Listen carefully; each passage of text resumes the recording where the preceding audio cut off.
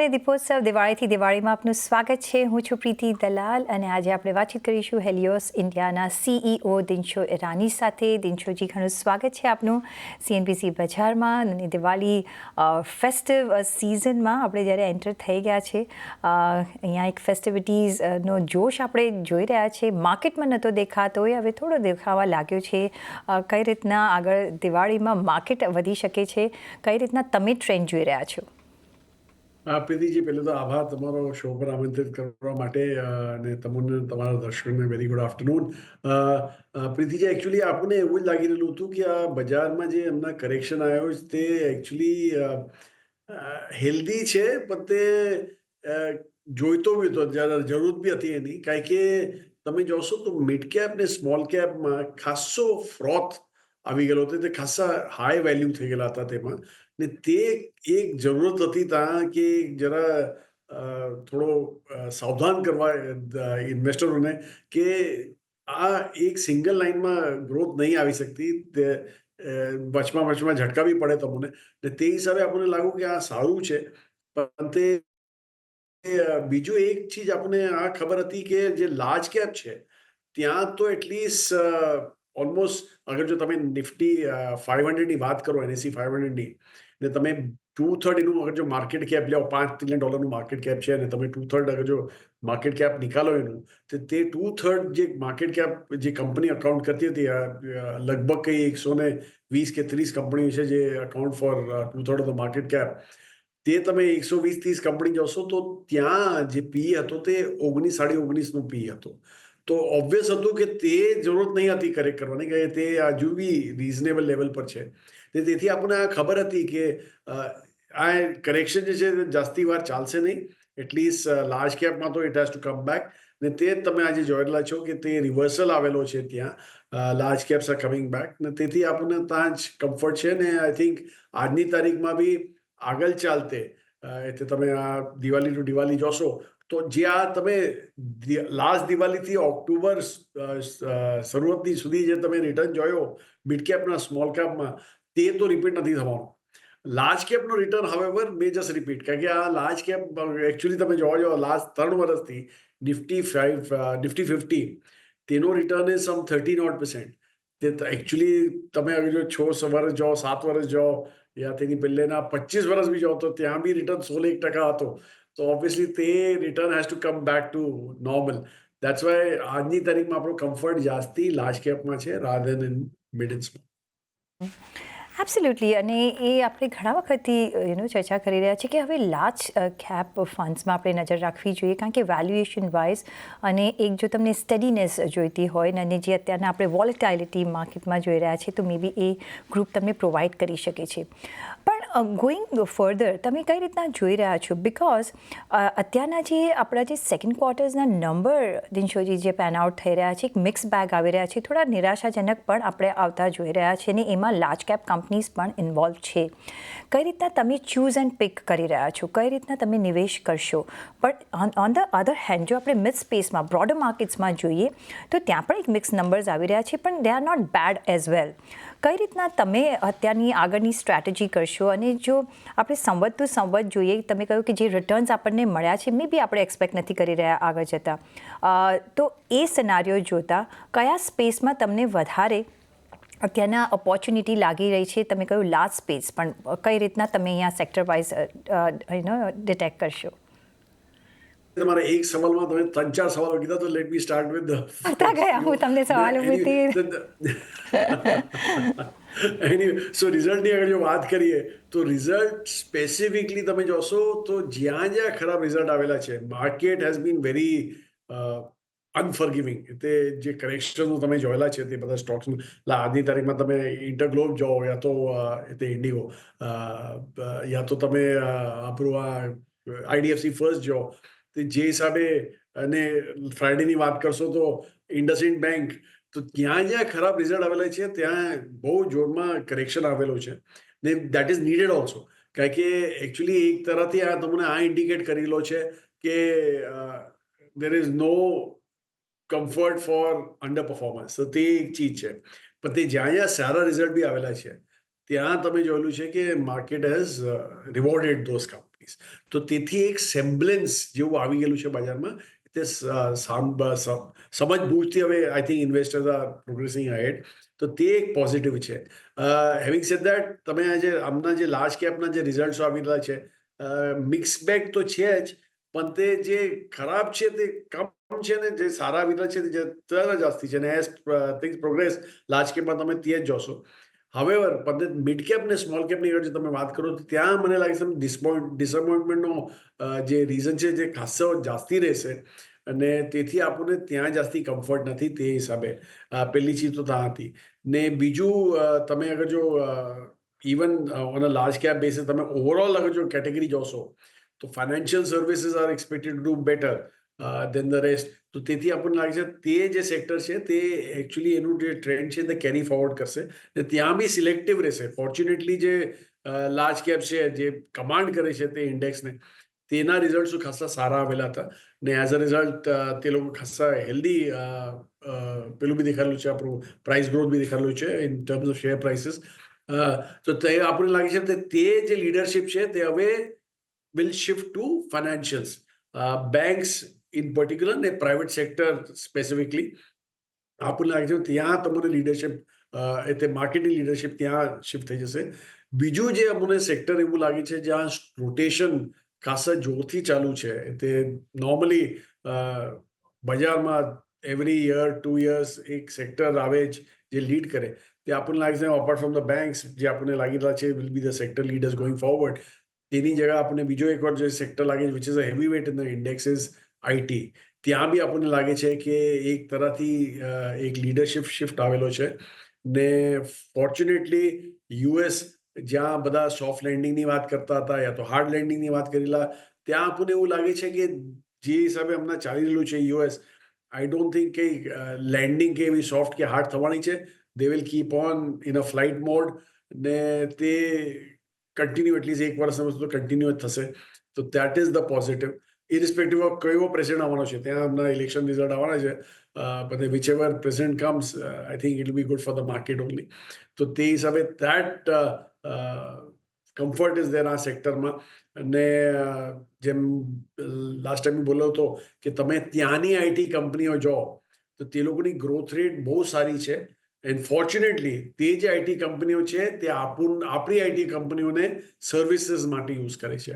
તેથી that growth ઇન્ડિયામાં બી તમને દેખાશે ચાલતા, ત્યાં આગળ ચાલતા. So that is the second sector. ને ત્રીજો સેક્ટર જે આપણે હવે સારો લાગવા લાગેલો છે તે છે ફાર્મા કંપનીઝ. પણ તે બી ડોમેસ્ટિક ફેસિંગ ફાર્મા કંપનીઝ યા જે પેલામાં છે કોન્ટ્રાક્ટ મેન્યુફેક્ચરિંગ એ બધામાં છે, યા તો રિસર્ચમાં છે, R&D, તે આપણને કંપનીઓ જાસ્તી સારી લાગે છે. કારણ કે યુએસ ફેસિંગ કંપનીઝો છે ત્યાં આપણને લાગે છે કે હવે જો ટ્રમ્પ આવ્યો તો દેર બી અ પ્રાઇસિંગ પ્રેશર દે. તેથી આપણને ત્યાં એટલો કમ્ફર્ટ નથી જેટલો ડોમેસ્ટિક ફેસિંગ કંપનીઝ છે.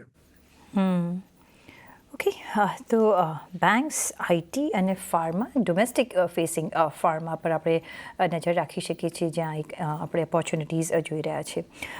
પણ જે તમે just US elections point of view, Trump આવે તો બી પ્રેશર બની શકે છે, કમલા હેરિસ આવે તો બી પ્રેશર બની શકે છે, કારણ કે એમના વચ્ચે ચાઇના ફેક્ટર પણ છે, that also we have to C.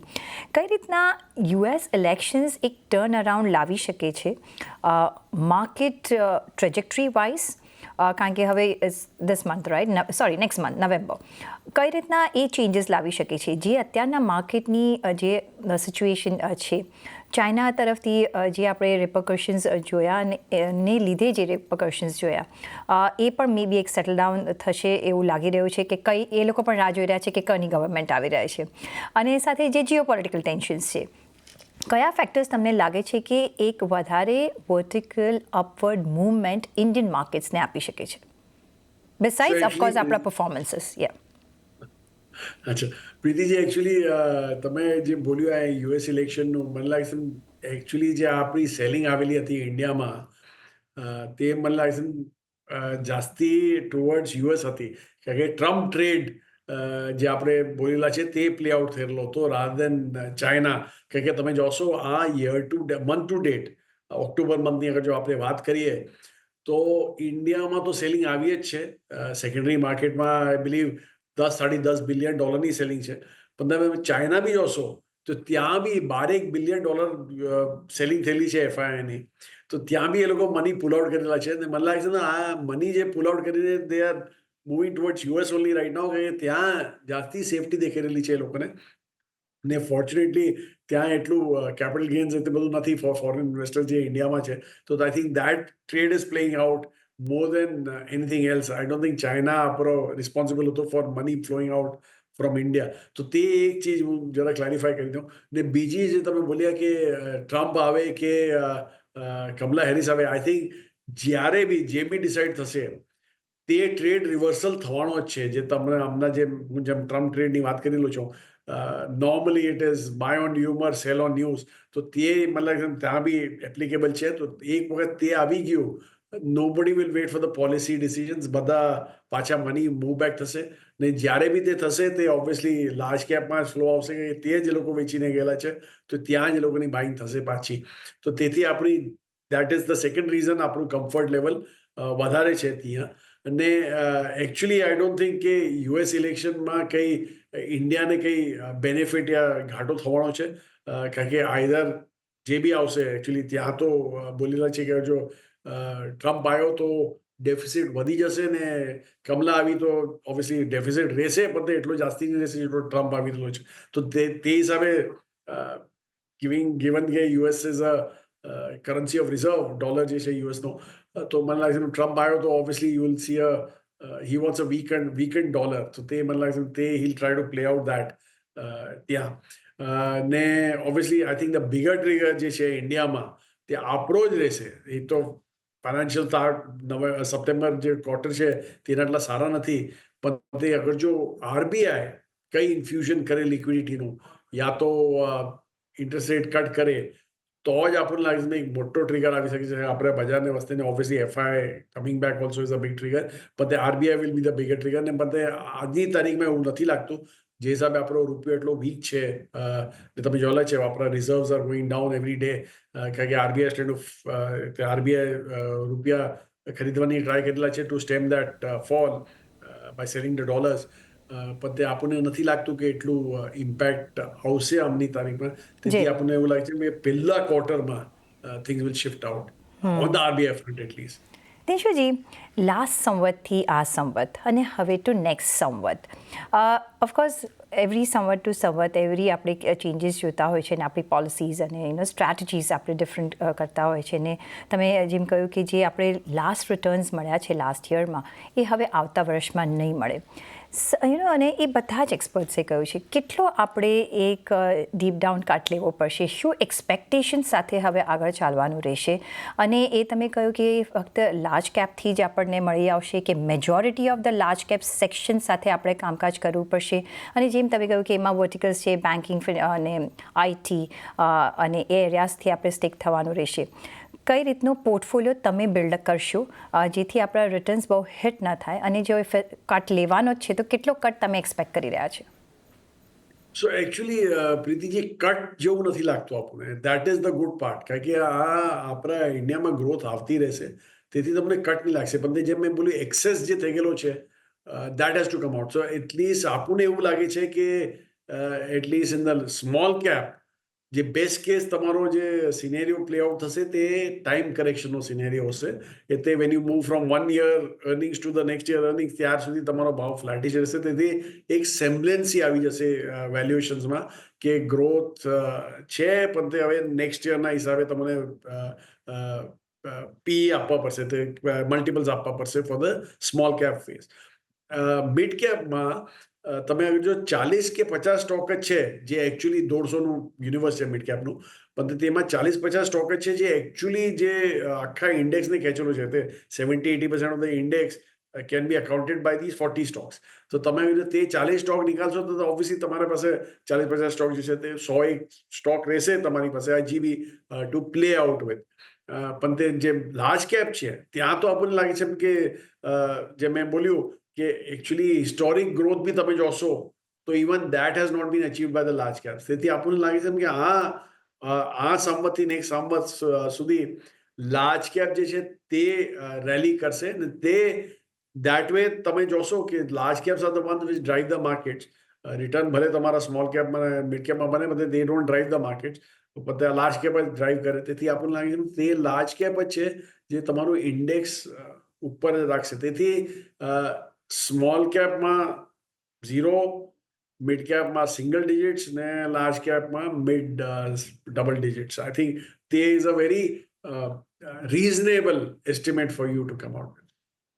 તો the large cap story to go forward અને કઈ રીતના તમે જોઈ રહ્યા છો, કારણ કે કેપેક્સ કેટલું વધારવું પડશે, બિકોઝ અહીંયા એ હજી આપણે એક સેટબેક જોઈ રહ્યા છે ટુ ગ્રો ધેમ અને for them to grow rather capex કેટલું આવવું જરૂરી છે.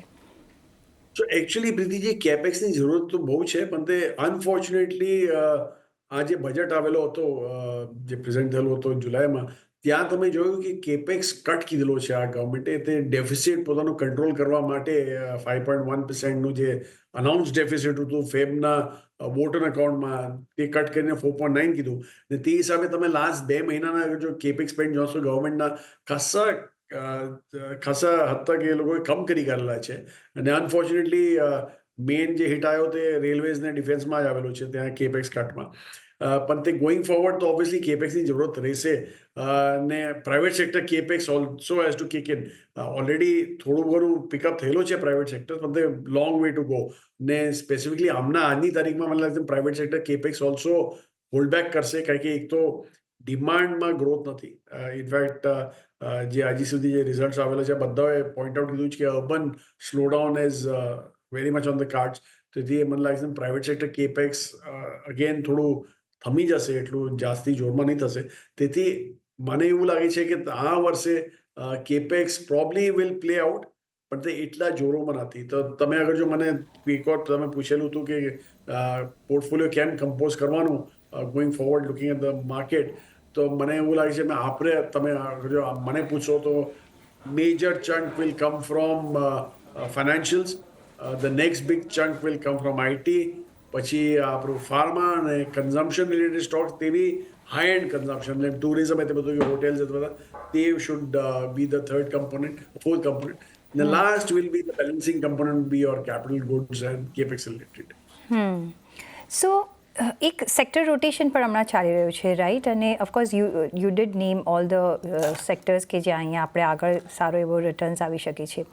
પણ જે લાસ્ટ સંવતમાં ચાલી ચૂક્યા છે એમાં કોઈ તમે કેરી ફોરવર્ડ જોઈ રહ્યા છો, લાઈક ડિફેન્સ, જેમ કે પીએસયુ બેંક્સ, પીએસયુ સેક્ટર્સ, ક્યાં અહીંયા તમને એક સિલેક્ટિવ રેશિયો કે તમને લાગે છે કે અહીંયા વેલ્યુએશન બહુ જ આગળ વધી ગયા છે? તો પ્રીતિ જે બી તમે એમના મેન્શન કરેલા છે તેમાંથી આપણને ખાલી ડિફેન્સમાં જ એવું લાગે છે કે આગળ ચાલતા થિંગ્સ વિલ ઇમ્પ્રૂવ, કારણ કે આ એકચ્યુઅલી અનફોર્ચ્યુનેટલી અગેન તમને બજેટની જ વેઇટ કરવા પડશે કે બજેટમાં જ defence has to be driven by centre. તો અગર જો બજેટમાં જરા ઇન્ફ્યુઝન આવ્યો કેપેક્સમાં, નોટ ઓપેક્સ, ઓપરેશનલ એક્સપેન્સીસમાં નહીં, પણ તે કેપેક્સમાં, તો that should work out for the defence sector. તો તે તમે probably you can be neutral to underweight હમણાંને વસ્તે, ને પછી take a call in the budget. પણ ધ પીએસયુ સ્પેસમાં આઈ ડોન્ટ થિંક, ઓલરેડી તમે રિઝલ્ટ જોયેલા છે, ખાસા ખરાબ રિઝલ્ટ આવેલા છે એમાં.